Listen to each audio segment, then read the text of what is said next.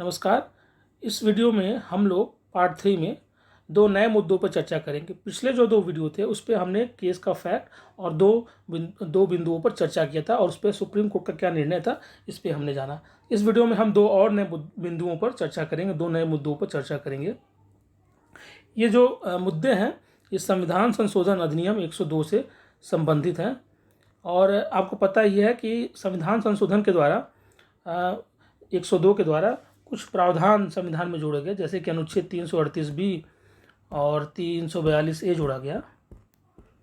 अब प्रश्न ये उठता है, क्या इन जो संविधान संशोधन के द्वारा जो ये प्रावधान जोड़े गए, क्या इसके द्वारा अब राज्य की जो विधानसभा है क्या उनसे जो है ये शक्ति छीन ली गई है कि क्या वो कोई कानून नहीं बना सकते हैं जिसके द्वारा वो जो है socially and educationally backward class को आइडेंटिफाई करे, डिटरमाइन कर सके और उनको ऊपर कौन से बेनिफिट कन्फर कर सके। क्या यह शक्ति अब छीन ली गई है? अब देखते हैं सुप्रीम कोर्ट का इस पर क्या व्यू रहा, क्या निर्णय रहा। यहाँ पर मैं बता दूँ कि उस व्यू के जाने से पहले हम इस जो संविधान संशोधन के द्वारा जो प्रावधान यहाँ पे जोड़े गए हैं उसके विषय में बता देते हैं। ये जो है 338B है जिसमें जो है एक नेशनल बैकवर्ड कमीशन की गठन करने की बात हो रही है। नेशनल बैकवर्ड कमीशन की बात हो, नेशनल कमीशन फॉर बैकवर्ड की बात हो रही है। तो ये एक गठन करने की बात हो रही है, उसके पावर्स और ये सब इसमें दिए गए हैं। इस संशोधन के द्वारा 338B में एक क्लॉज है जो काफ़ी महत्वपूर्ण है, जिसकी काफ़ी चर्चा भी हुई इस केस में। वो है क्लॉज 9। क्लॉज 9 को आप ध्यान से देखिए तो यहाँ पे लिखा हुआ है कि the union and every state government shall consult the commission with respect to the major policy which is going to affect the socially educationally backward class। यानी कि जो है केंद्र और राज्य सरकार जब कभी भी कोई ऐसी पॉलिसी बनाई जाएगी जिससे कि socially and educationally backward class जो है वो अफेक्ट होने वाले हैं तो वो कंसल्ट करेंगे। अब यहाँ पे प्रश्न ये आता है कि ये जो कंसल्ट की बात हो रही है क्या ये कंकरेंस की बात हो रही है, ये बाइंडिंग की बात हो रही है या जस्ट एक मियरली एक ओपिनियन की बात हो रही है। इसको लेकर चर्चा हुई तो हम आगे भी देखेंगे जब इस मुद्दे पर चर्चा करेंगे। क्या वो जो है 102 संविधान संशोधन के बाद राज्य की विधायिका से क्या ये शक्ति ले ली गई है, इस पर चर्चा करेंगे तो हम इस पर ध्यान देंगे। तो यहाँ पे जो ये मुद्दा उठा कि क्या ये ले लिया गया है ये 102 संविधान संशोधन के अधिनियम के द्वारा, तो यहाँ पे 3 जजेस ने, justice Nageshwar Rao, justice Nageshwar Rao and justice Hemant Gupta ने यह निर्णय दिया और जस्टिस रविंद्र भट्ट ने यह निर्णय दिया कि यस, अब ये शक्ति राज्य के विधानसभा के पास नहीं है। अब 342 को पढ़ने के बाद 366-26C जो जोड़ा गया था उसको पढ़ने के बाद यह तय हो जाता है कि अब प्रेसिडेंट के पास ही ताकत है, वो एक सेंट्रल लिस्ट तैयार करेगा जिसमें जो है SC/BC कैटेगरी का नाम होगा। और इसके अलावा ये तीनों जजेस ने ये भी कहा कि राज्य के पास केवल ये पावर रह गया है कि वह जो है प्रेसिडेंट को और कमीशन को जब कभी भी कोई लिस्ट तैयार होगी SC/BC कैटेगरी की उसके संदर्भ में वो इंक्लूड करने, किसी का कास्ट को, किसी कम्युनिटी को इंक्लूड करने के लिए, एक्सक्लूड करने के लिए, मॉडिफाई करने के लिए वो जो है वहाँ पे सुझाव दे सकते हैं। तो यह निर्णय जो है 3 जजेस ने दिया, जस्टिस नागेश्वर राव, हेमंत गुप्ता और जस्टिस रविंद्र भट्ट ने। लेकिन दो न्यायाधीश जो थे अशोक भूषण और अब्दुल नजीर, उनका कहना कुछ और था।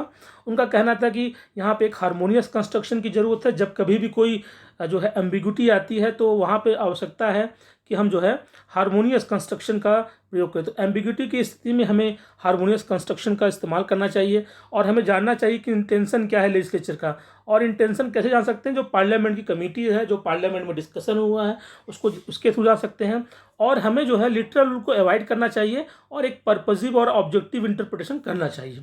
और यहाँ पे इन्होंने कहा, जस्टिस भूषण ने और जस्टिस नजीर ने ये कहा, ये जो कंसल्टेशन है 338 के क्लॉज बी के सब क्लॉज 9, 338B के क्लॉज 9 में वहाँ पे कंसल्टेशन क्या है, एक मीनिंगफुल होना चाहिए, एक इफेक्टिव होना चाहिए। हालांकि उन्होंने ये बहुत क्लियरली बोल दिया था कि कंकरेंस नहीं होना चाहिए, लेकिन कंसल्टेशन इफेक्टिव होना चाहिए, मीनिंगफुल होना चाहिए और जो कंसल्टी उसको पूरा मौका मिलना चाहिए। तो इस प्रकार से उन्होंने कहा अगर हमने पार्लियामेंट्री के डिबेट्स को देखा, पार्लियामेंट की कमेटी को देखा तो ये जो है बिल्कुल सनलाइट की तरह क्लियर है कि जो है संसद कभी भी नहीं चाहती है कि जो बैकवर्ड क्लास को आइडेंटिफिकेशन की जो शक्ति है राज्य से उसको लिया जा सके। तो इस प्रकार से इस मुद्दे पे जजेस के बीच में जो है मतों में भिन्नता आई। इसके वजह से 3-2 से इस बात का निर्णय लिया गया कि अब जो है 102 संविधान संशोधन के बाद से जो है यह शक्ति जो है राज्य सरकार से ले ली गई है। अगला जो प्रश्न था इस केस में, जो इसका ही एक पूरक प्रश्न कह सकते हैं कि whether state power to legislate in relation to any backward class under article 15(4) and 16(4) is any way abridged by article 342A, क्या पूर्णतया ले लिया गया है? क्या वहाँ पे तो सोशली एजुकेशनल बैकवर्ड के सोशली एजुकेशनल बैकवर्ड क्लास के बारे में बात हो रही थी, तो यहाँ पे था क्या सभी प्रकार के बैकवर्ड क्लास के जो थे उनके विषय में जो है ताकत ले लिया गया है? ये प्रश्न आता है इन अनुच्छेदों को जोड़ देने के बाद। तो यहाँ पे इन अनुच्छेदों को ध्यान में रखते हुए सुप्रीम कोर्ट ने निर्णय दिया। देखते हैं सुप्रीम कोर्ट का निर्णय क्या है इस विषय पे कि क्या ले लिया गया है किसी भी प्रकार के बैकवर्ड क्लास के लिए। यहाँ पे इनका कहना था जस्टिस नागेश्वर राव, हेमंत गुप्ता और जस्टिस भट्ट का कि जो 342A में जो है सेंट्रल लिस्ट की बात की गई है ये पूरे कॉन्स्टिट्यूशन के लिए है। तो अब से जो है यूनियन टेरेटरी हो चाहे स्टेट हो उसके लिए जो है वो जो लिस्ट होगी वो पूरे कॉन्स्टिट्यूशन के लिए होगी, वो पूरे स्टेट के लिए भी लागू होगी, पूरे यूनियन टेरेटरी के लिए भी लागू होगी। और एक बार वो जब लिस्ट पब्लिश हो जाएगा तो वो जो है केवल पार्लियामेंट ही उसको अमेंड कर सकता है।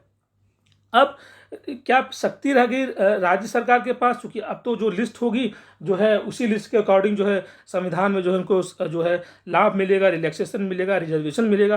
तो राज्य के पास पावर ये रह गया है कि जिन लोगों का नाम उस सेंट्रल लिस्ट में है उनको कितना क्वांटम ऑफ रिजर्वेशन होगा, यानी 16% देना है कि 10% देना है, 5% देना है, 50% की लिमिट में 50% की लिमिट में जो परसेंटेज ऑफ रिजर्वेशन देना है यह तय राज्य सरकार करेगी। लेकिन वो जो है आइडेंटिफिकेशन वाला जो मसला था SCBC का वो उनसे ले लिया गया है और जो है उनसे बैकवर्ड क्लास के लिए ले लिया गया है।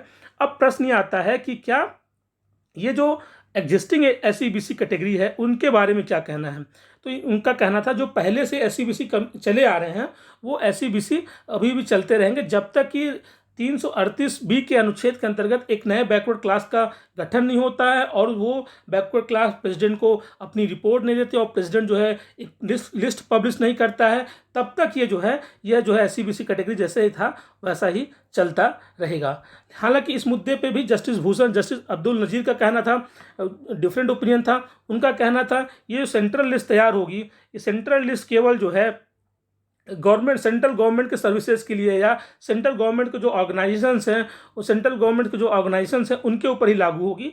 और उन्होंने ये भी कहा 366(26) जो है वो कहता है कि इसका रेफरेंस जो 342A है अगर ध्यान से पढ़ा जाए तो इसका मतलब ये है कि जो बैकवर्ड क्लास सेंट्रल लिस्ट में नहीं है जो कि 342A में आएगा तो वो जो बाकी जो बचे हैं वहाँ पे राज्य के पास अधिकार है कि वो चाहे तो एक अलग से बैकवर्ड क्लास को नोटिफाई कर सकते हैं। तो यहाँ पर जस्टिस अशोक भूषण और अब्दुल नज़ीर का कहना था कि राज्य के पास अभी भी ये जो है पावर है कि वो जो है जो लिस्ट सेंट्रल लिस्ट में नहीं है उनके लिए वो बैकवर्ड क्लास एक अलग से नोटिफिकेशन कर सकते हैं। तो इस प्रकार से इस पार्ट 3 में हमने देखा कि जो है किस प्रकार से राज्यों की शक्ति के विषय में डिस्कस किया गया और उस पर सुप्रीम कोर्ट का क्या निर्णय था।